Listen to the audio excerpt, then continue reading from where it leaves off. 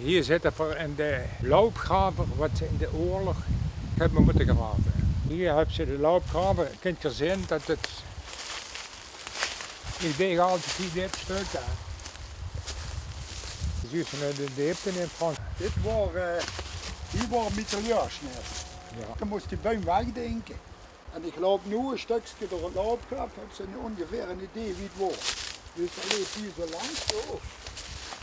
Is nog allemaal een tak. Ik heb hier als kind gespeeld, hij speelde voor soldaatje. En die dingen over een touw hangen en dan sting voor een leed verzwaar over de en overeen, dat overeen gelagen. Nou, voor een echt vochten. We hebben eigenlijk in de loopgraven gespeeld op de oorlog, want ik heb hier nog het gevangen. Ik had hoe de luipen en bewaard worden, de Pruisen. Op een zondagmorgen moesten van 16 tot 75 jaar, leeftijd, hebben ze een burger gepakt die overleden wordt. Daar hebben ze onder de gewoon neergelagen. Dat is passeert als je weigert te graven, dan gebeurt het. Dat voor een op de stellerschoos, dat was het wacht. Dan houden ze maar gewoon neergelagen. Na de oorlog hebben de lui door een krusje neergezet, weet ze nog zo? Ja. Op de oog. Daar hebben ze opgeruimd, de lui. En daar de tijdje als onbekende man achter het liekhuisje ingegraven met 2 Duitsers. Na de oorlog in 748, ik kan me herinneren nog, wordt hij opgegraven door de gravendienst. En dat was een beetje een dwang, voor te zeggen, luister, kom kijken. Voor op een einde ter plaatse. Zoals geschoten was een gewone burger waar vandaan gekomen uit Geinen. En toen wordt de lui bang. Nu gaat het maar werken, zeg. Zo vakant, want... Ja, daar hebben ze de loopgraven gemaakt. En toen hebben we loopgraven gemaakt. Alright guys, so as you can see, right now we are back at the same location. Here is the trench. So today was the first time that we saw this trench and we never knew that this trench was over here. Nobody knows, but because they saw the people digging this trench, they knew. So the person that we were interviewing lives right next to these trenches, which is awesome. Just look at this, guys. Trenches from the Second World War. Nobody knows that these trenches are here, and they were playing here when they were kids, and they found a lot of ammo. They found hundreds of shell casings, and right over here he found an MG42 spare barrel. It was right there, and there is a fence here. We can just go over it, that's not a problem. And right there he said that the trench is still this deep. Yeah, hopefully we are able to go there because there are a lot of plants, but we'll see.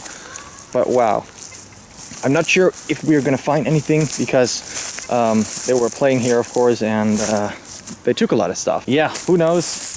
Just look at these beautiful trenches still there. And it's so special to just interview the people that saw these trenches being made. How cool is that? I mean, that makes every single find extra special. But enough talking, let's go digging right now, or detecting, hoping for a signal. All right, so I just started detecting right over here, and we already found something interesting right next to the trench. You can see this is, yeah, an iron pole, but this was definitely a barbed wire pole right here for barbed wire. Yeah, definitely on the edge of the trench. So that's an interesting find. We're just gonna leave it there. We're not gonna dig it out, but yeah, it's a cool find. And we just found another iron pole, remains of it right there. And right here again. And the trench goes all the way down there. And there is an MG position right there. I'm just gonna show you that later. Okay, so I'm now sitting in the trench and this is on the edge. And I just found this small spoon for sugar. And it's stainless steel and it has no markings. There is a chance that this is from the Second World War. I don't know because there is no stamp, but sometimes I find a US spoon or a fork and they are always in this condition because, yeah, stainless steel, no rust, even after 70 years. So I don't know, could be. Okay guys, just found the shell casing. It's a 303, but it's actually post-war. The primer is missing. It says AI right there, artillerie inrichting. It's a Dutch factory, 53, so 1953. Okay guys, so I just found this right next to me. First I thought it was a coin, but it's a cap from a bottle, I think. Pretty old, aluminum, could be from the Second World War. But right next to it I just had another signal and I think I really found a coin.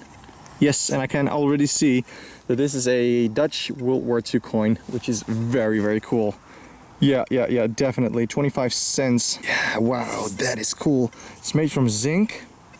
And most of the times these are in very bad condition, but looks like this one is not that bad. 25 cents, and this is a Dutch coin made during the German occupation from zinc. So yeah, that's amazing, guys. Hopefully we can see a date, but it's definitely World War II. Okay, so I cleaned it a little and it's 1941. You can see it right there beneath the cents. It says 1941, 25 cents. And it says Nederland right there, Netherlands.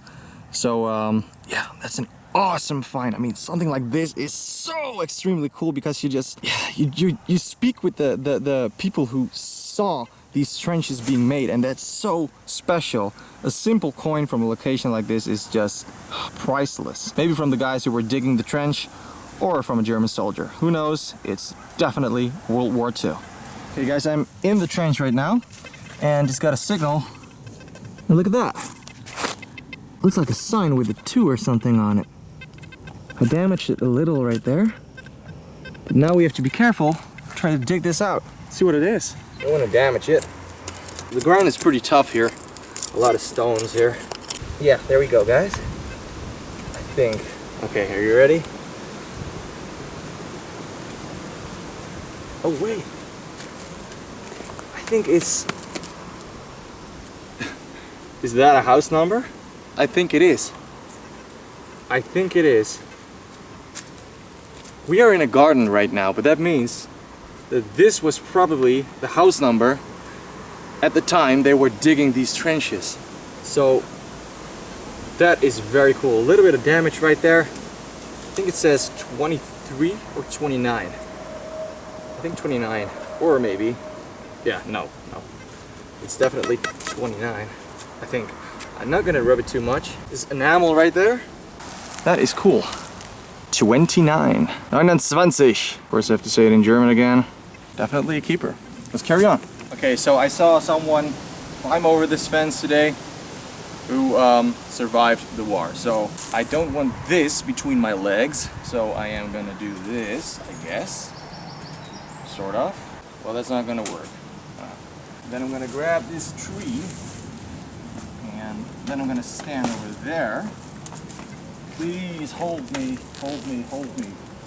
Whoops, whoopsie daisy. Give me a second.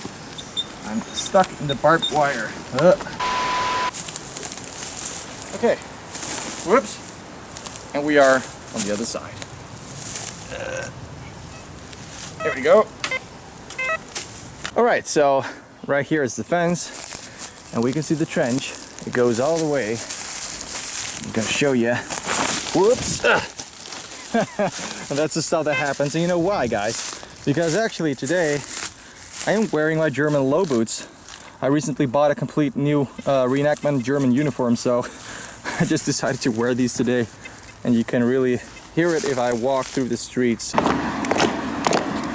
We go this way, this here, you can see the trench sort of stops over here. You got this. This was an MG42 position. These trees weren't there in the war, so they had a perfect view on the road right there. But look at this. Guys, how cool is this? You're sitting right here, an MG42 position. This is amazing. Even when you, I mean, we found some stuff, but even when you're not finding stuff, it's cool to be in a position like this. Okay, so I'm sitting in the MG42 position right now, and got a signal right there. I don't know what it is yet, but just cut myself. Now I can officially say that I got wounded while sitting on a real MG42 position.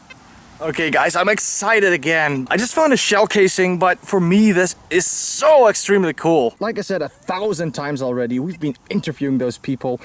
He told me that this was an MG42 position, and right there is the evidence.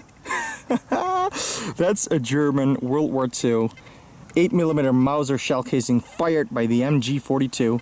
And like I explained a lot of times before, that half moon right there is typical for MG42 fired shell casings because they were ejected with so much force that happened. So this is 1000% shot by the MG42. He found an MG42 spare barrel right there, right next to this. I just have no words to describe this cool find. I mean, you can't always find helmets and stuff like that, but a simple shell casing like this is pure history. Oh man, oh, I'm so happy with this. I'm gonna clean the hat stamp and I will show you. Wow guys, the condition, mosquitoes. The condition right here is also unbelievable. It's beautiful, look at that. It's a very early war ammo that they use. 1935, ammo from 1935, shot in 1944. Okay, just found this piece of iron. I have no clue what this is or was. Probably from the Second World War, I have no idea, but look at this right here. It's also definitely a German position. Maybe another MG nest. And yeah, of course, like I said before, they were playing here as kids, and the one guy really loved war stuff and still does. So of course took a lot of stuff. So maybe there were 100 shell casings in that MG42 position, and I just found the only one that he missed. Who knows? All right, just found this pretty deep right next to this position. I do recognize it from something, but I don't know what. Interesting shape. I don't know. Okay guys, so right here on top is the MG42 position. And look what I just found right over here. This looks like another MG42 shell casing. Oh yes. Let's clean the hat stamp. All right guys, so something very cool. Can you see the hat stamp right there? It says PKN 1938. This is Polish ammo. So the Germans used Polish ammo right here. Took it from the Eastern Front and fired it here. Another cool fact. The other one is Polish too, so yeah, it's the same caliber as the German ammo, and definitely fired by the MG42. This one is 1938, the other one is 1935. So wow. All right, next find is gonna be this. That's interesting. I found something similar in the Hürtgen Forest, and I've seen it before, found on World War II positions and stuff like that. I think this is from a cooling system or something, maybe from a military vehicle. This is a big light right there. This is lead. Hopefully there are some markings in there. Maybe a vehicle was hit right here because there were Sherman tanks right over there shooting in this direction. So maybe a German truck exploded. Okay, and I just found a bullet right here. It's pretty rusted, but definitely a bullet. Hit something. And they are planning to build a house right here. So I really hope that's not gonna happen, because this is a very, very cool historical place. All right guys, today we are on the same location again.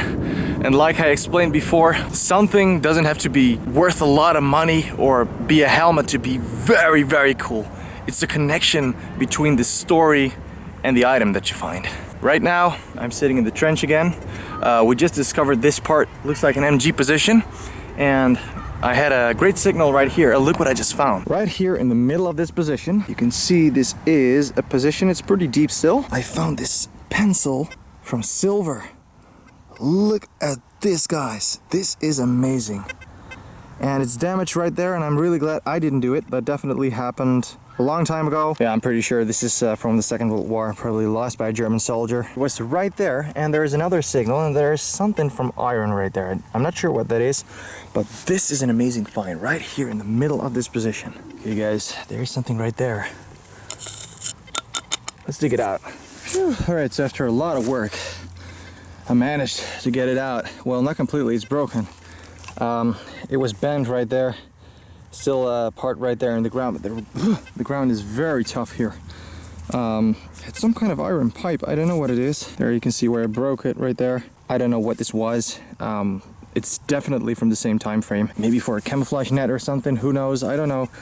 But yeah, the pen was a very lucky find right there. Look at this, guys. That's so cool. See that? It's a blind worm. Look at that, that's cute. You can see this is not a snake. It's actually a lizard without legs. Snakes don't blink. That's so cool. You see the tongue flicking? Whoops. They're very fast. And you don't want to hold this part too much. If they feel they are in danger, this is going to fall off, the tail. and it will grow later, but you can already see it right there. Normally it's longer. Look at this. Isn't that beautiful? I actually had one as a pet for a long time, for a couple of years. Very smart little animals. I'm just gonna let it go again, somewhere safe. There we go. And by the way, guys, like I said before, the man who we were interviewing actually lives right next to the trenches, and he just came over here and he was talking again about the Second World War and about the trenches, and he said the Germans were here, but if they see me now, they're gonna run again. So that's so funny. My hand is hurting because of the nettles everywhere. I'm just gonna continue detecting before it gets dark. Look at this guy's more nature stuff. Small lizard. You see that? That's so funny. Look at this. It goes this way. Oh, it's very deep here. Can you see it? I'm standing in it right now. And it goes that way. Look at this. Yeah. That's definitely from the same time frame. Something that you find pretty often on World War II positions. It's completely damaged. I'm not going to keep it, but definitely from the Second World War. Pretty deep in the trench. Alright, so here's some of the finds after cleaning. And as you can see, I couldn't resist just placing the MG42 right here as well, because of course we found those shell casings. This video is not about how much we found, because this is not a lot of stuff, but this was just more about the historical location. There was so much stuff laying around there, but after the war a lot of stuff has been found, so yeah. But we found a few interesting items. Yeah, this I still don't know what that is. Interesting, I have no idea. Number 25, I first thought it was 29, but turned out to be 25. This spoon, I have no idea how old this is because there is no stamp or anything. Old aluminum cap, maybe from a medicine bottle. This, aluminum from some kind of cup. Interesting. Post-war shell casing, not that interesting. 303. Some pieces of shrapnel. We got this coin from 1941. 25 cents, 1941. Right there it says the Netherlands. So that's an awesome wartime coin. We have this pen. It's definitely silver. This broke off right there. Too bad it's damaged, but it's an awesome find. Found in the trench, so very nice. Bullet, and of course these two German shell casings fired by the MG42. Very good condition, 1938 and 1935. And we know 100% that these were fired by the MG42. That's where they came from. They got ejected right there. So how cool is it after so many years that it's touching an MG42 again? Yeah, that's amazing. So like I said before, not a lot of finds, but it's just pure about the history of that spot right there. I really hope you enjoyed this video, seeing the trench and listening to the interesting stories. Of course, more metal detecting videos coming your way, so stay tuned and I'll see you next time. Thanks for watching, everybody. I hope you liked the video. If you did like the video, please leave a like and a comment. If you have any questions, feel free to ask, and subscribe if you want to see more metal detecting videos. Thanks for watching, and have a nice day.